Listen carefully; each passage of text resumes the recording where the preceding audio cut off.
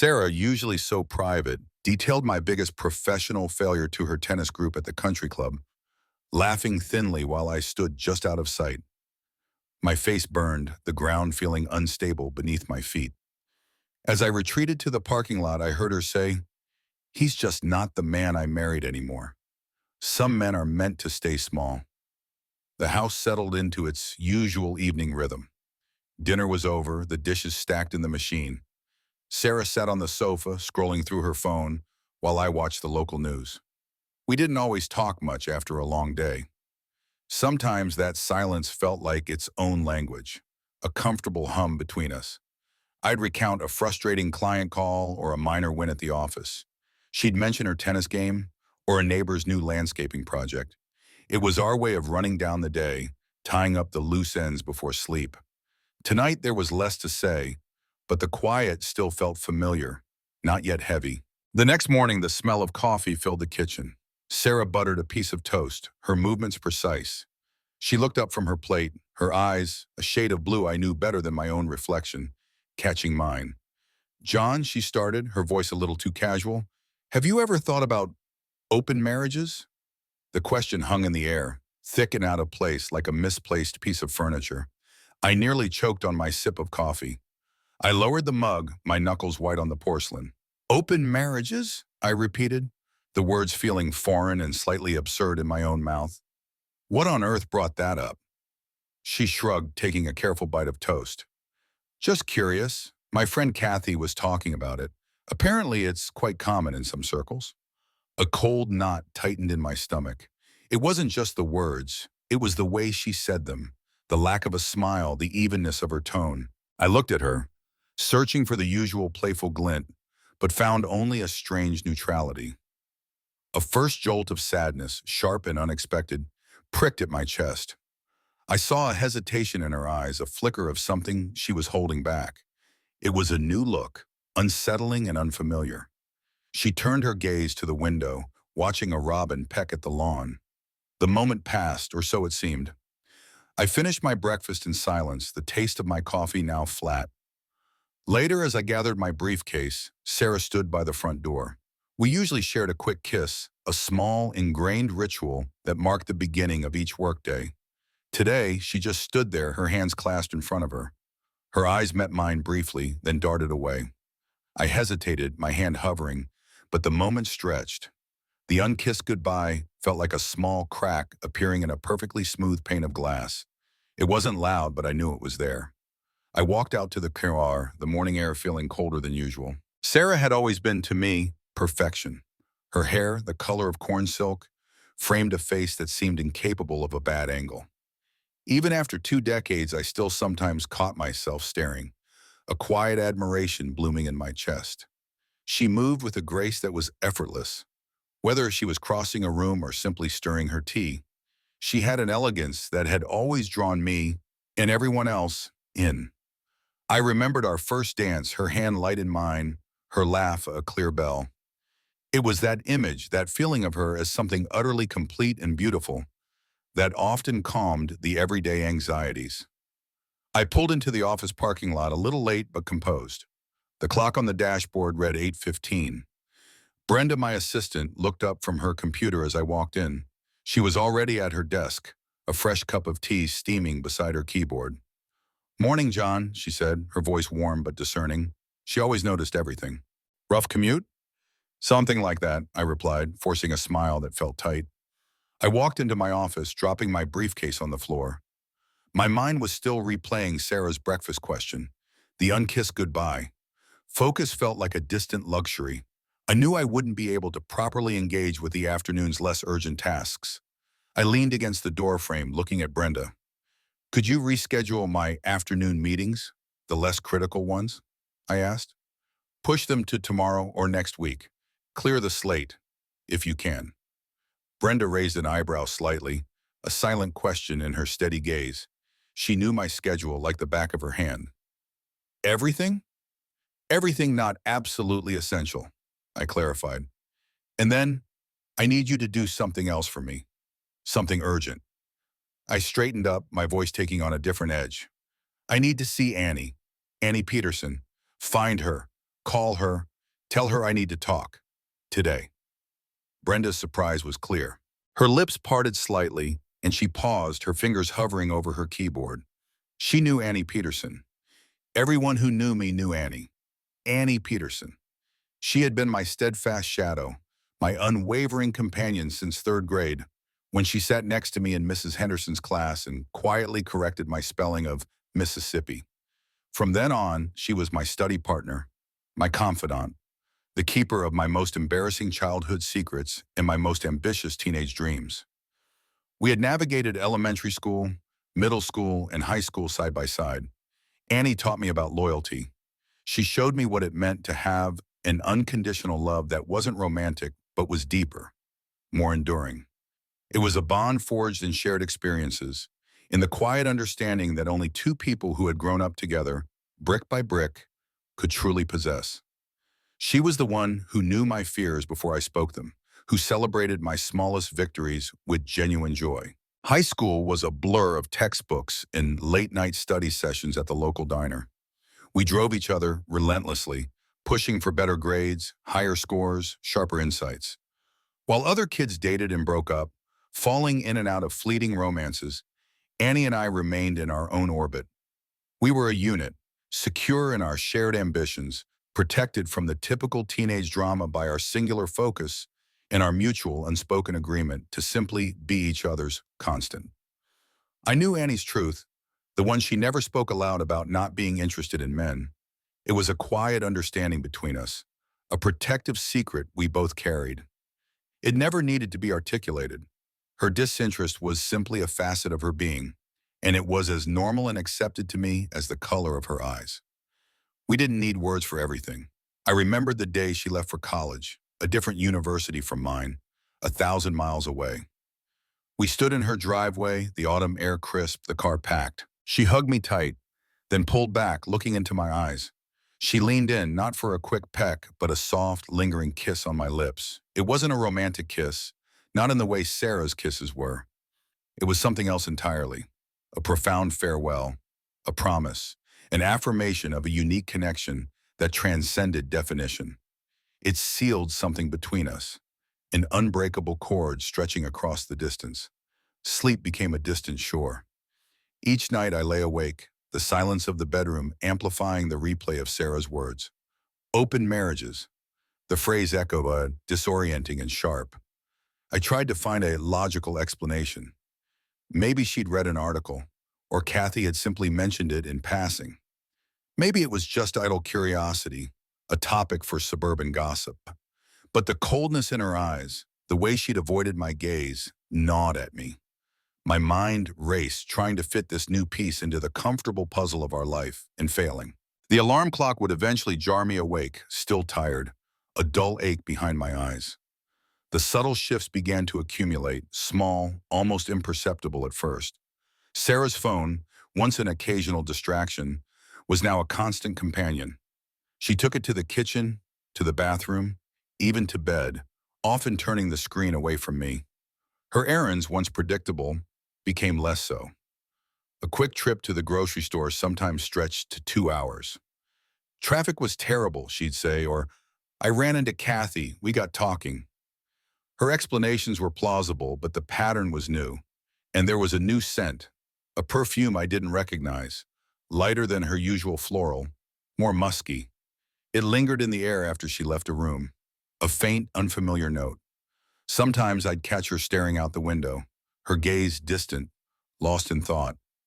Her usual vivacity, that bright, engaged energy she carried, seemed to dim, replaced by a quiet preoccupation. When I asked her what she was thinking about, she'd usually just shake her head.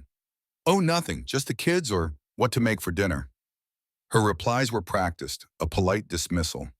It wasn't the Sarah I knew, the one who always had a story, an opinion, a laugh, ready to share.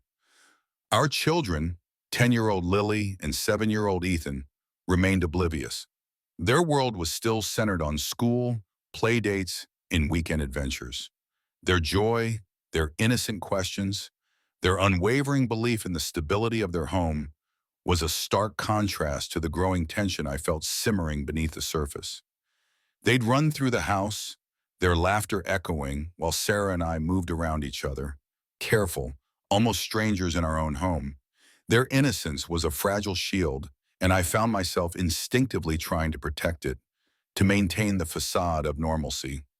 I started cataloging the small inconsistencies in my mind. A car receipt from a town 20 miles in the wrong direction, a slightly altered schedule for her yoga class, a book on her nightstand, a romance novel, something she never read.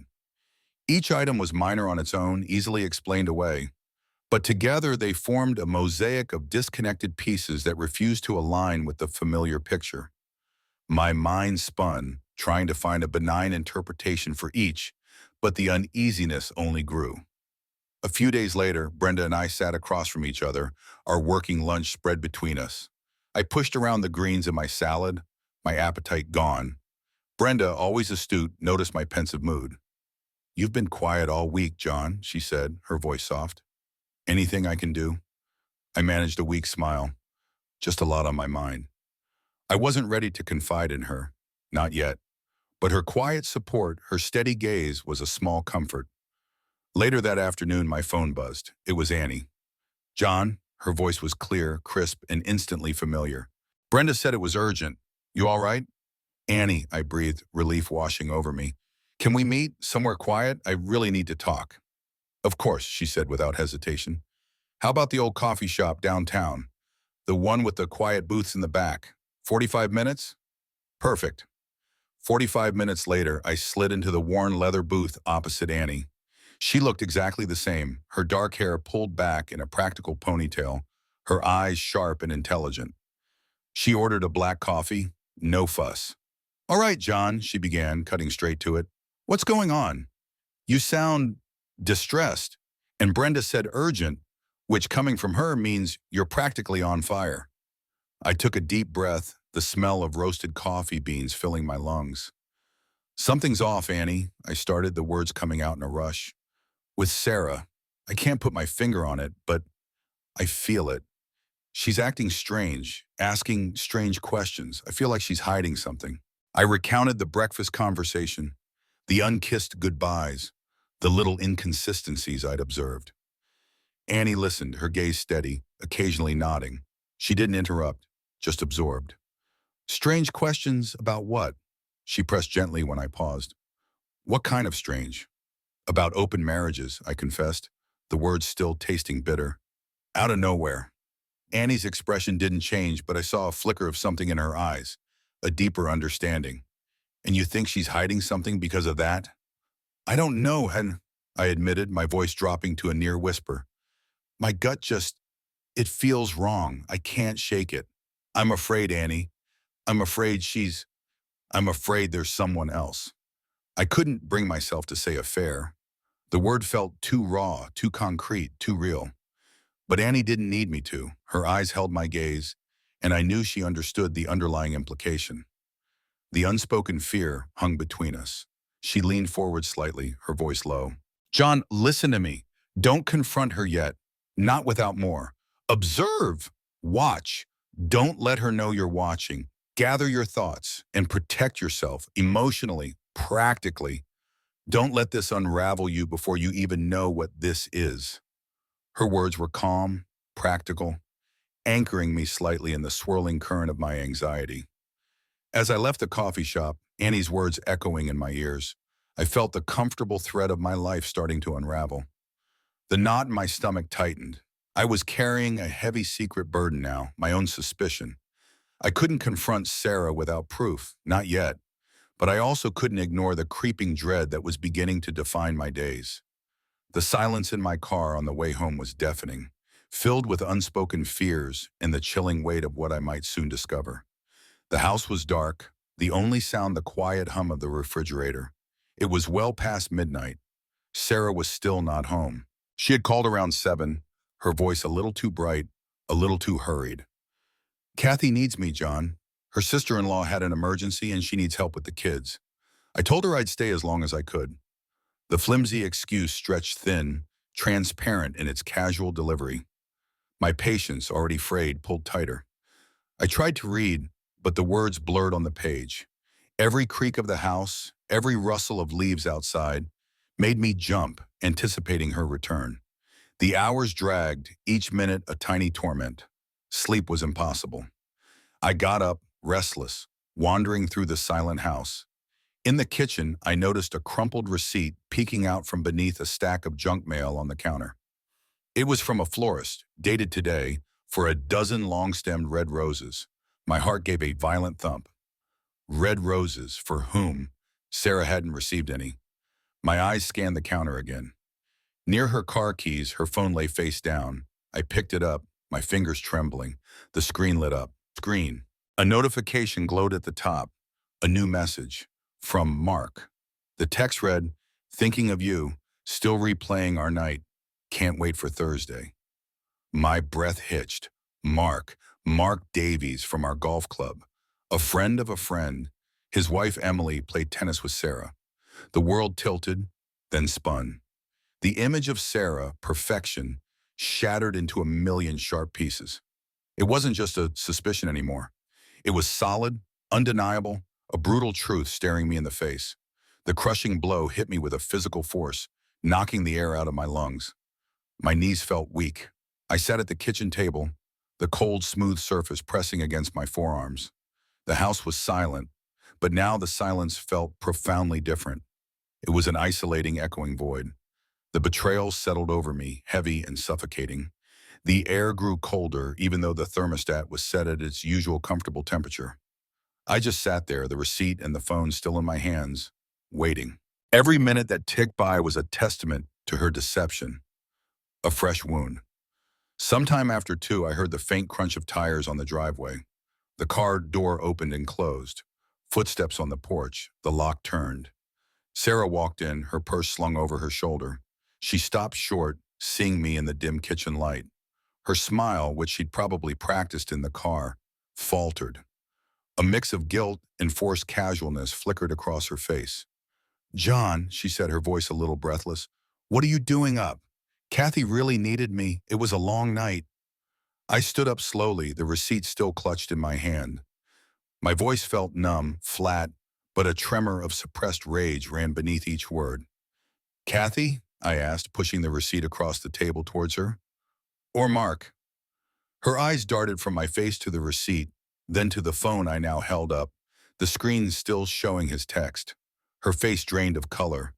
The forced casualness vanished, replaced by stark fear. She tried to speak, but no sound came out. Then she crumpled. Tears welled up, her shoulders shook. "John," she choked out, "I'm so sorry. I didn't mean for this to happen. It was just, I don't know." The words tumbled out in a torrent, explanations, apologies, justifications. It started so innocently. We were just talking at the club. He was so attentive. I just, I felt so seen. I cut through her rambling, my voice still quiet but devastatingly clear. "Why, Sarah?" It was a simple question, but it carried the weight of our 20 years, our children, our shared life. "Wishoy." I looked at her, searching for an answer, knowing instinctively that no explanation, no justification could ever truly satisfy. She stammered, fresh tears streaming down her face. He made me feel special. You've been so busy with work. I felt like I was just going through the motions. And Mark, he's charming. He's always saying the right thing." Mark Davies. A man whose financial planning firm had sponsored a few club events. Someone I'd shaken hands with, shared polite conversation with over a beer. Someone whose wife, Emily, had complimented Sarah's serve just last week. The picture solidified, uglier than I could have imagined. A hollow defense, feeling unseen, overlooked. I looked around our kitchen, the home we'd built, the life we'd created.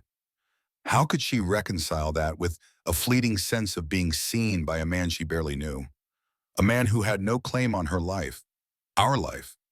I walked away from her, her sobs echoing in the quiet kitchen. I went to the children's rooms. Lily was curled up in her bed, a stuffed animal clutched to her chest. Ethan lay sprawled, one leg out from under the covers. Their breathing was even, peaceful, utterly innocent. I stared at them, the weight of their blamelessness pressing down on me. It was for them I knew that I had to find a path forward. Their image fueled a cold, quiet resolve within me. The vows we'd made, the years we'd built, the trust we'd cultivated, all lay shattered on the kitchen floor between us, irretrievable, replaced by the bitter truth. A shroud of silence descended upon our home. The days following Sarah's confession were marked by its heavy presence, muffling all other sounds. Our conversations became functional, clipped. Did you feed the dog? The kids need rides. There was no more comfortable hum, only the vast emptiness where our easy companionship used to be. The air was thick with unspoken words, with the weight of what had happened and what was yet to happen. Each meal was eaten in quiet tension, each evening spent in separate rooms. The children, in their innocent way, sensed the shift. Lily, usually so talkative, became more subdued. Ethan, typically boisterous, asked, "Mommy? Daddy? Why aren't you laughing anymore?" My heart ached each time, knowing I couldn't give them a simple, honest answer without shattering their world. We tried to maintain a facade for them, but even their young eyes could see the cracks forming in the foundation of our family. Sarah's presence in the house felt like a phantom limb. There, but not truly there. The woman I had known, the one whose touch was familiar, whose thoughts I could almost predict, had been replaced by a stranger. I saw her, but I didn't recognize her. Her remorse, genuine as it seemed, couldn't bridge the chasm that had opened between us. Trust, once a bedrock, was now a ghost. At the office, Brenda saw it. She didn't say anything directly, but her eyes held a new layer of concern. My appearance was drawn, my focus fragmented. I'd forget simple tasks, stare blankly at my computer screen. She'd quietly bring me an extra cup of coffee or remind me about an appointment I'd overlooked. Her unspoken understanding was a small mercy, a testament to her loyalty and sharp perception. I met Annie for lunch a few days later, a public park this time, away from the prying eyes of the coffee shop. The full, raw story tumbled out, a dam breaking. The late night, the receipt, the text from Mark Davies, Sarah's tearful confession, all of it. As I spoke, the stoicism I'd maintained for days finally cracked. Tears, hot and unexpected, streamed down my face. I hadn't cried in years, not like this. It was a release, but offered little relief. Annie listened, her gaze unwavering, her loyalty a rock in my collapsing world. She didn't offer platitudes or easy answers. When I finished, she simply said, "John, this isn't your fault, and you don't have to carry it alone." She offered practical advice, reminding me to consider my legal standing, the children's well-being, and my own emotional recovery. "You need to protect yourself now. You're still young, you need a reliable man to have your back. Let me help you navigate this." Her words, grounded and firm, were like a lifeline. Sarah, meanwhile, was relentless in her pleas. "Please, John, give me a chance. I'll do anything. I made a terrible mistake. I regret it more than anything. I want to fix this for us, for the kids." Her remorse seemed genuine, her desperation palpable. She talked about counseling, about rebuilding, about regaining my trust. But forgiveness felt like an impossible summit. My emotions were a tangled mess, anger, hurt, profound sadness, and a deep sense of injustice. The thought of touching her, of resuming any intimacy, felt like an act of self-betrayal. We continued to live under the same roof, but in separate worlds. We slept in separate beds. We ate at the same table, but didn't speak. We drove the children to school together, but the silence in the car was heavy, suffocating. We were sleepwalking through our days, performing the motions of a family for the sake of our children. But the core of it was hollowed out. The burden of secrecy pressed down on me. How and when would I tell Lily and Ethan? How do you explain such a thing to children who believe in happily ever after? The thought of shattering their innocent belief, of seeing their confusion and pain, filled me with dread. It was a wound I felt I had to inflict, and it twisted my gut. Practical concerns began to surface, sharp and insistent. The house, our biggest asset, the children's college funds, the financial implications of a separation, of two households instead of one. It was a cold, hard reality that demanded attention, even as my emotional world lay in ruins. And then there was Mark Davies. His name echoed in my mind, a constant, unwanted refrain. I saw his face at the club, heard his booming laugh. The quiet rage simmered beneath my composure, a dangerous current. He had walked into our life, an uninvited thief, and taken something irreplaceable. I understood then that this wasn't just a wound that would heal with time. This was a deep, jagged scar that would forever alter the landscape of my life, changing not just my relationship with Sarah, but perhaps a part of who I was. The innocence of my own perception, my faith in the solidity of things, was gone. The polished mahogany table in the lawyer's office reflected the weak afternoon light. Attorney Reynolds, a man with a kind but unyielding gaze, listened patiently as I recounted the bare facts. His office felt sterile, a place where emotions were dissected, not felt. I spoke in a low, measured tone, feeling a grim determination beneath the dread that settled deep in my stomach. It was a step I never imagined taking, yet here I was, detailing the demise of my marriage to a stranger. He took notes, his pen scratching quietly on a legal pad. The decision to even be here was a quiet capitulation, an admission that the old life was truly over. Annie continued to be my anchor, her calls and texts a steady presence. She helped me sift through the tangled mess of my emotions, urging me to prioritize my well-being, both mental and physical. "You need to eat, John. You need to sleep. You need to think clearly," she'd say, her voice firm. Her practical advice, devoid of sentimentality, was exactly what I needed. She wasn't just a friend, she was a compass in the storm. Sarah's efforts to win me back intensified. She'd leave notes, cook my favorite meals, offer to talk, to go to counseling. Her eyes were often red-rimmed, her voice hoarse with remorse. But to me, her pleas felt hollow, forced, almost like a performance. The genuine connection was gone, replaced by a desperate, suffocating need for reconciliation that I couldn't reciprocate. It was too late.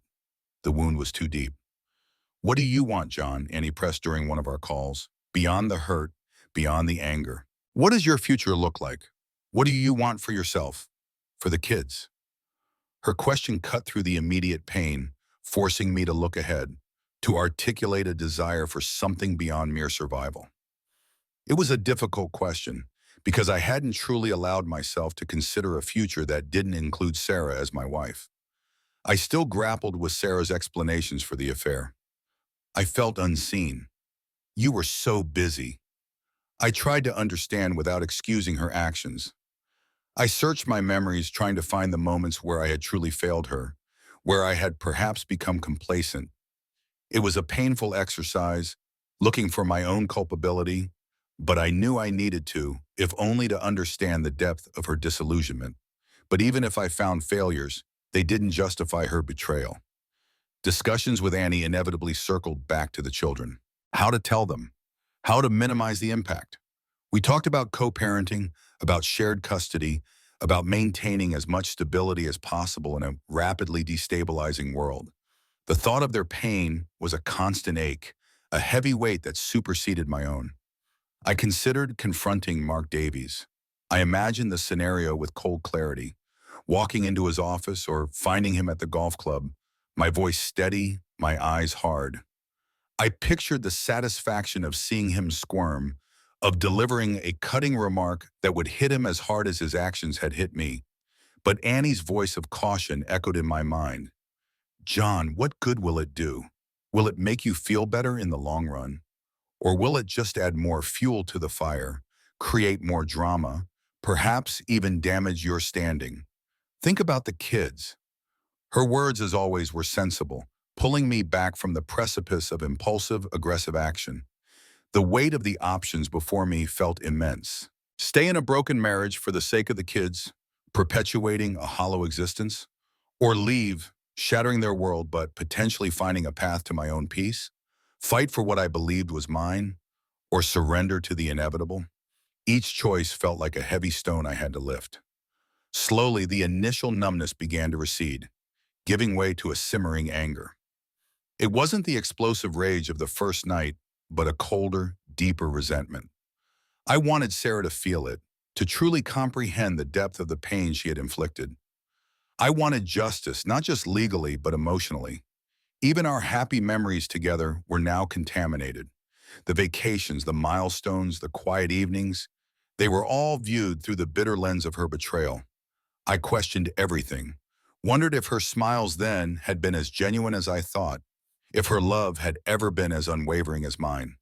It was a cruel revision of my own past. I began to consider who I was without Sarah, independent of our shared life. The prospect was terrifying. For 2 decades, my identity had been intertwined with hers, with being a husband, a father within our family. Now I faced the daunting task of carving out a new identity, a new path alone. This wasn't a quick fix, I understood that now. This was a long, arduous journey towards something new, whatever that might be. Stick around to the end to see how life's costly choices unfold. After several days of restless thought and long conversations with Annie, I decided to meet Mark Davies. It wasn't for violence, Annie had cautioned against that, reminding me of the potential for more damage. It was for clarity and a quiet, firm show of strength. I wanted him to see the man whose life he'd upended, to put a face to the consequences. I arranged it through an intermediary, a mutual acquaintance, under the pretense of discussing a potential business venture. The meeting was set for a discreet corner booth at a restaurant neither of us frequented. Mark arrived looking a little too slick in his tailored suit. His smile, usually so confident, seemed strained. He extended a hand. I shook it, my grip firm, my eyes steady. "No need to pretend, Mark," I said, my voice low without preamble. "I know about you and Sarah." His face paled, the slickness draining away. He stammered, "John, I didn't mean any disrespect. It was just a difficult time for both of them." He tried to deflect, to rationalize. His guilt was evident, but there was also an underlying arrogance, a sense that he hadn't fully considered the depth of his actions' impact. He looked away, shifting in his seat. The confrontation was tense, uncomfortable. I left quickly, having said my piece, having made my presence felt. It didn't bring me peace, but it solidified something in my resolve. When Sarah learned I had met Mark, she was shocked and deeply shamed. Her face flushed, then paled. You met him?" she whispered, her voice barely audible. "Why would you do that, John? You exposed me. You humiliated me." "You humiliated yourself, Sarah," I replied, my voice calm but firm. "I merely picked up the pieces you left behind." She stood there, feeling exposed, her attempts to win me back momentarily forgotten in the sting of public consequence. We had another conversation, a raw, honest one, though it offered no comfort. "You broke us, Sarah," I said, the words simple, devastating. "Not just our vows, but the foundation, the trust. I don't know how to put that back together. I don't know if I want to." She wept again, expressing remorse. But the truth of the irreparable damage hung heavy in the air between us. The why didn't matter as much as the simple, unalterable fact of the what. A new urge began to take root in me, the idea of payback. Not in a vindictive, destructive way, but a quiet, firm insistence that Sarah truly understand the price of her actions. Beyond my emotional pain, there needed to be consequences, a tangible cost for what she had done. It wasn't about revenge, but about justice, about establishing a boundary that she had irrevocably crossed. Annie, always my moral compass, listened to my thoughts. "John," she advised, "don't let this turn you into someone you're not. Uphold your own integrity. You can seek justice, but do it with clarity, not just raw emotion. That's how you come out of this stronger."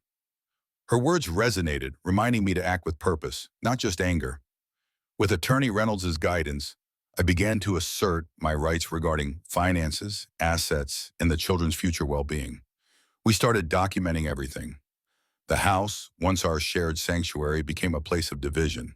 Each conversation about bills, about the children's schooling, about who would be where, felt like a silent battleground. There were no shouting matches, but the air crackled with unspoken accusations, with the vast emotional distance that now separated us. Sarah found herself increasingly isolated. Her friends, many of whom were mutual friends from our social circle, struggled to reconcile her actions. Some offered polite, strained sympathy, others a cooler distance. Her family, though supportive, couldn't undo the damage. The small-town nature of our community meant that whispers began to circulate. Quiet judgments passed in grocery store aisles and at school events. To protect my own reputation and dignity, I started taking subtle steps to acknowledge this separation publicly. I casually mentioned looking for a new place to live to a colleague. I explained to the kids' teachers that there were some changes at home. It wasn't a dramatic announcement, but a quiet, firm statement to the world that my life was moving in a different direction. The children, seeing the sustained tension, the separate lives we were leading, began to openly express their confusion and sadness. Lily asked why Daddy wasn't sleeping in Mommy's bed anymore. Ethan wondered if we were going to move. Their pain was a constant, dull ache in my chest, a reminder of the collateral damage. My heart, once open and trusting, began to harden. I felt myself building walls carefully, brick by brick, to protect myself from further hurt. The path to simple forgiveness, the kind that heals and restores, seemed to be closing off, replaced by a deep-seated resolve to move forward, alone if necessary, but on my own terms. The stack of papers sat on Attorney Reynolds' desk, bound with a thick rubber band. They were divorce papers, a stark, legal confirmation of the end of my marriage. Signing them felt like a severance, a surgical cut, separating the past from an uncertain future. Each signature was a hammer blow, marking the dissolution of a life I had carefully built. The act was devoid of emotion, a necessary formality, but it felt monumental, irreversible. When Sarah was served, her initial shock gave way to genuine despair. Her pleas, which had previously felt performative, now carried the raw edge of true regret. "John, please," she begged, her voice hoarse over the phone. "Don't do this. We can fix this. Think of the children." Her words, once sharp with accusation, now trembled with fear and a profound sense of loss. But the time for fixing had passed, replaced by the cold machinery of the law. Negotiations over custody arrangements began, a painful process that stripped away any pretense of personal relationship. We sat across from each other in sterile conference rooms, our lawyers speaking for us, parsing out visitation schedules, holidays, and decision-making rights. We were reduced to co-parents, interacting on a legal, not personal level, each clause in the agreement a fresh reminder of what had been lost. Every discussion, every point of contention, felt like tearing another piece from a shared fabric. I struggled with an inner conflict, the desire for retribution, for Sarah to truly pay a heavy price for her actions, versus the profound need for my own peace and the stability of our children. My anger simmered, but it was at odds with the part of me that simply wanted the pain to end, to move forward without further strife. The moral implications of actions driven by anger gnawed at me, contrasting sharply with the core values I tried to uphold. I wanted justice, but not at the expense of my own soul. Annie, true to her word, mobilized a small, trusted circle of friends. They didn't pry, but offered quiet company, a listening ear, or a distraction when I needed it most. Dinners at their homes, weekend hikes, a simple beer after work, these small gestures formed a vital support network, an anchor in the storm. Their presence was a testament to the enduring power of genuine friendship. Holidays and family gatherings, once vibrant and full, became stark reminders of our fractured family unit. An empty chair at the dinner table, the awkward silences, the children's quiet disappointment. Each occasion highlighted the chasm that now separated us. The joy was muted, tinged with a pervasive sadness. We were still a family, but irrevocably altered, like a broken vase glued back together, the cracks still visible. Sometimes in the quiet hours, I'd ask myself, is this what I wanted? This painful unraveling, this public dismantling of my life, this ache in my chest. Despite the betrayal, the thought of a life without Sarah, without the comfortable routine, was a terrifying prospect. The answer was complex. I didn't want the pain, but I couldn't unsee what I'd seen, couldn't unknow what I'd known. The unraveling, though agonizing, felt like a necessary step toward truth. News about Mark Davies trickled back to me. His own marriage was reportedly on shaky ground. His wife, Emily, had apparently found out. There was a bitter satisfaction in knowing that he too was facing consequences. that the ripple effects of his choices had reached his own shores. It wasn't triumph, but a quiet, grim acknowledgement of shared misfortune. The financial sacrifices were real, a tangible cost of the betrayal, legal fees mounted. The prospect of selling the house, dividing assets, meant a reduction in my comfortable life, a tightening of the belt. It was a cold, hard lesson in the real-world price of another's infidelity. Yet, through it all, I discovered an unexpected strength within myself. I found I could navigate the complexities, the legal jargon, the emotional minefield, with a quiet resolve I hadn't known I possessed. The initial shock had given way to a steely determination, a refusal to be broken. I was still standing, still moving forward. The future loomed vast and uncertain. The old horizon was gone, replaced by an unfamiliar, hazy landscape. But within that uncertainty, there was also the possibility of a different kind of happiness, one I would have to build alone, brick by painful brick. It was a daunting prospect, but for the first time in a long while, it felt like a horizon, not just a wall. The email from Attorney Reynolds was brief, 2 lines confirming the finalization. The divorce was done. The legal papers had been stamped, signed, and filed. It was a bittersweet moment, marking the official end of my marriage to Sarah. There was no fanfare, no dramatic pronouncement, just a quiet digital confirmation that a significant chapter of my life had officially closed. I felt a strange mix of emptiness and relief, like a long, painful extraction had finally concluded. Sarah faced the full weight of her choices. The house, which she had loved, had been sold, the equity split as per the settlement.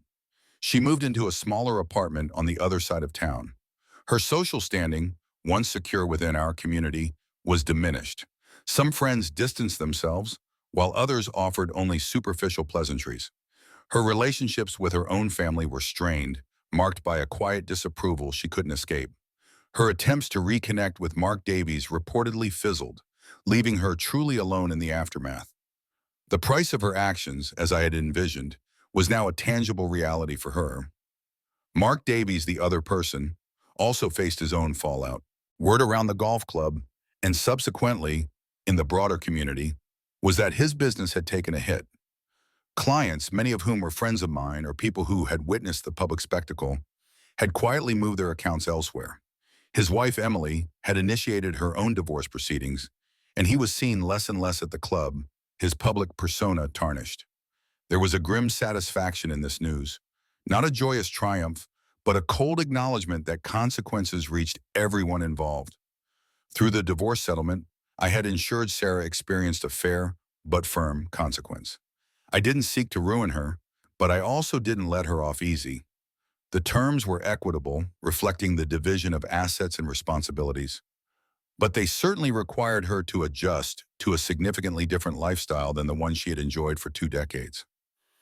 It was a calculated move, not out of malice, but out of a need for justice and a clear demarcation of the end. The children, Lily and Ethan, slowly adapted to the new family dynamic.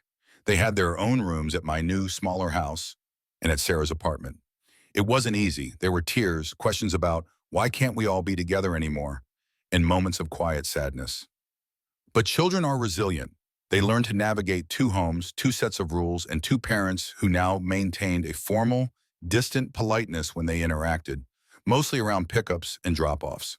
The lingering hurt was visible in their occasional quietness, but they were finding their footing. John and Sarah learned to co-parent, navigating shared responsibilities with a measured, almost professional courtesy.